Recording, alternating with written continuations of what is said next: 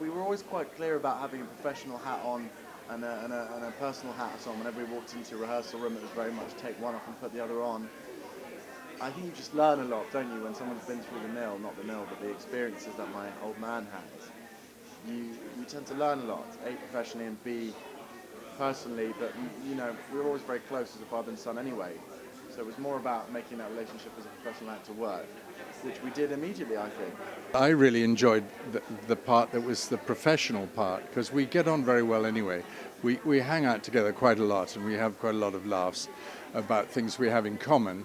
But here we just had to put on the characters. So whenever we talked, we were talking really from the point of view of Roger and Lupin, and we were living in that world. I found that an interesting world to live in with him in a professional way. I think it's about a son who's sort of totally wayward and unmitigating about his desire to appease anyone. He sort of lives for himself, and even though he has a great relationship with his parents and his family, he never wants to make them, you know, admire him in any way. He's out to live life to its fullest and to take every second as it comes.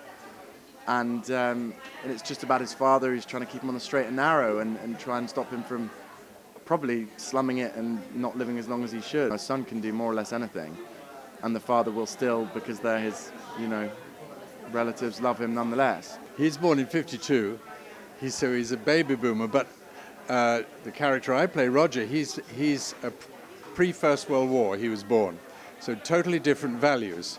So when Lupin, Charlie, Jack, chooses a homosexual lifestyle, a drug lifestyle, a boozy lifestyle, it's like almost a slap in the face to the generation of which his dad was born into. Not that his dad is or mama are tall naive, but it's a totally different world. It's the world of the 60s, where everyone was choosing their own way.